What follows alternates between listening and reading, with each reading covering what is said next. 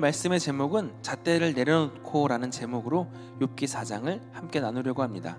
욥과 친구들의 논쟁은 총 3차례 3주기로 이루어져 있습니다. 각 논쟁마다 이 세 친구들이 번갈아 가면서 변론을 하는데, 친구들이 변론할 때마다 욥이 친구들의 이야기를 반박하는 식의 그러한 대화입니다. 핵심 주제는 권선징악이라 할 수 있습니다. 간단히 말해서 죄인은 벌을 받고 의인은 복을 받는다는 것입니다. 의인에게는 축복이, 악인에게는 형벌이 주어진다는 이 권선징악이라는 주제는 예로부터 이 현대에 이르기까지 많은 사람들이 가지고 있는 보편적인 생각이라 할 수 있습니다. 대부분의 사람들은 이 악을 경계하고 선을 행하려고 힘쓰고 있습니다. 또 선악에 따른 심판이 있다는 것은 이 성경이 말씀하고 있는 절대 불변의 진리이기도 합니다. 그러나 성경은 현세적이고도 기계적인 인과응보를 말씀하고 있지는 않습니다. 오히려 성경은 지금 이 땅에서의 삶에 또 의인이 고난을 당하고 악인이 번성할 수도 있음을 분명하게 이야기하고 있습니다. 바로 이러한 현실로 인하여 많은 또 성도들이 이 신앙의 회의를 갖기도 하는 것입니다. 그러나 분명한 사실은 마지막 때에 하나님께서 심판하실 때 공의가 드러나고 또 죄악된 그 형벌대로 모든 사람들이 벌을 받는다는 것입니다.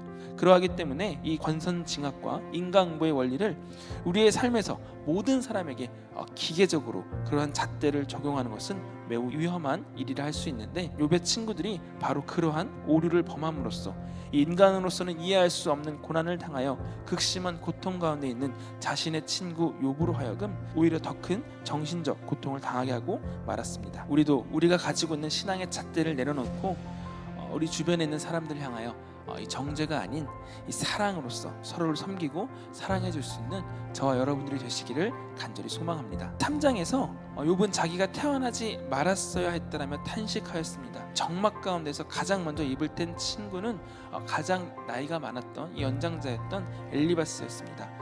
그는 하나님은 늘 한결같이 행하신다는 전제 아래에 말을 시작합니다. 지금 너의 삶에 무언가가 잘못되고 있다는 것입니다. 고통을 당한 자들 위로하던 욥이 고통을 당하는 것을 보면서 그렇게 생각하고 정죄하고 있다는 것입니다.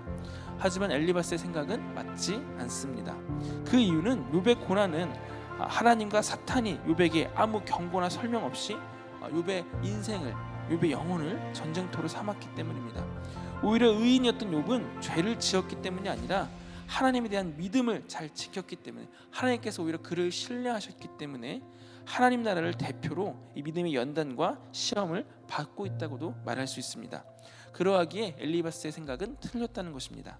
욥의 고난은 과거의 이 전례에 따른 것이 아니었음을 우리는 반드시 기억해야 합니다. 그래서 우리는 누군가를 판단할 때 항상 조심해야 합니다. 그저 힘들다고 말한 것뿐인데 우리는 너무나 많은 신앙의 정답을 찾아서 그를 정죄하고 판단할 때가 많은 것 같습니다. 여러분, 우리 하나님이 우리에게 분명히 때로는 기도하라고 그런 고난을 겪게 하실 때도 있고 분명히 그런 말씀을 하실 때가 있지만, 그렇다고 해서 모든 상황 속에서 이 기준을 적용해 버린다면 하나님은 기도만 좋아하시고 우리 삶의 다른 부분은 싫어하시는 그러한 하나님이 되어버립니다. 신앙의 잣대를 내려놓고 그를 사랑의 눈으로 또 하나님 뜻 가운데 그 영혼을 바라보셔야 함을 믿으시기 바랍니다. 우리가 하나님에 대해 알 수 있는 가장 분명한 것은 예수 그리스도를 통해 나타나는 그분의 성품입니다. 주변에서 우리와 다른 모습을 발견하게 되면 우리의 신앙의 잣대와 기준을 들이밀고 판단하려고 합니다. 하지만 우리가 반드시 기억해야 할 것이 있다면 하나님은 우리를 재판관으로 세우시지 않았다는 것입니다. 사랑하는 성도 여러분, 욥의 세 친구들처럼 이 신앙의 우를 범하지 마시고 하나님의 사랑으로 서로를 섬기며 승리하시는 저와 여러분들이 되시기를 간절히 소망합니다.